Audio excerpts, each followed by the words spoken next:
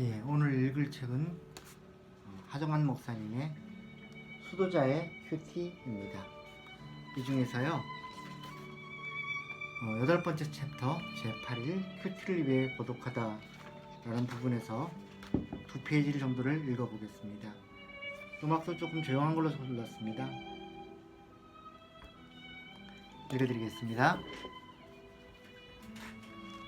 바울이 말하는 이 세대를 본받지 말고 라는 말씀은 우리가 이 세상의 흐름과 패턴에 영향을 받고 있음을 설명하는 것입니다.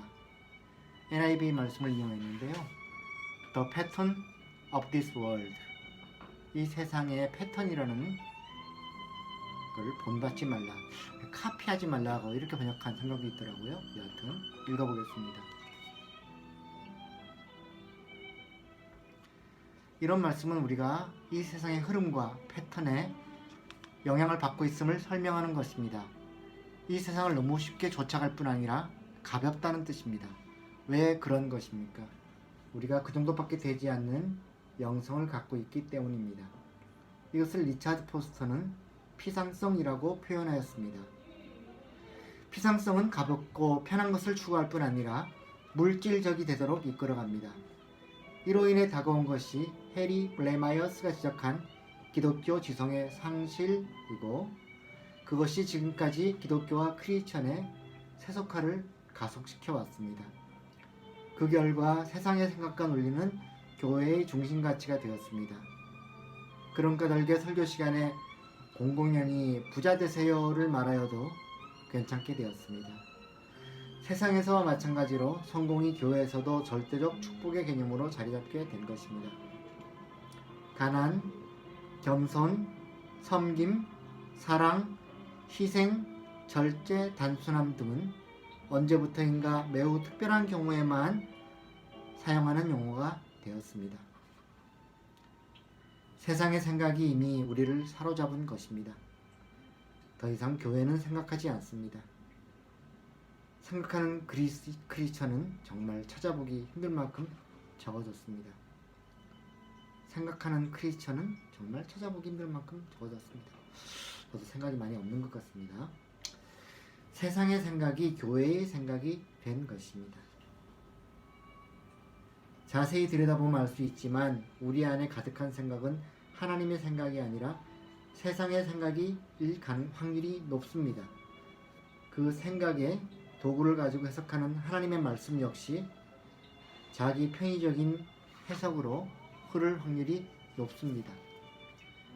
이처럼 피상성이 일반화되었기 때문에 우리의 큐티도 위험한 수준에 이를 수밖에 없는 것입니다.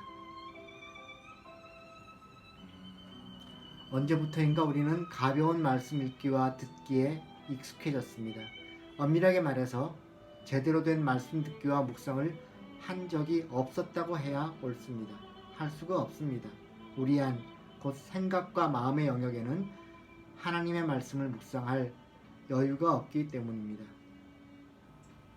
큐티를 제대로 하려 한다면, 진정 하나님의 음성을 들으면서 살기를 원한다면 우리는 먼저 지식과 마음과 생각의 영역에 변화가 이루어져야 합니다. 그것이 우선되어야 할 일입니다. 그래서 성경은 이렇게 말합니다. 우리가 육신으로 행하나 육신에 따라 싸우지 아니하노니 우리의 싸우는 무기는 육신에 속한 것이 아니요 오직 어떤 경관진도 무너뜨리는 하나님의 능력이라. 모든 이론을 무너뜨리며 하나님 아는 것을 대적하여 높아진 것을 다 무너뜨리고 모든 생각을 사로잡아 그리스도에게 복종하게 하니. 고린도후서 10장 3절에서 5절 말씀입니다. 모든 생각을 사로잡아. 존 스토트는 이것을 생각의 싸움이라고 표현하면서 기독교 지성의 문제로 이해했습니다. 사실 기독교 지성의 천박함은 세상에게 맥없이 피하는 현상을 드러냈습니다. 기독교의 지성이 없기 때문입니다.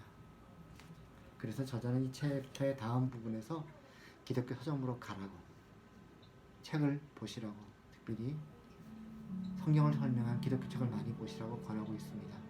오늘은 여기까지 하겠습니다.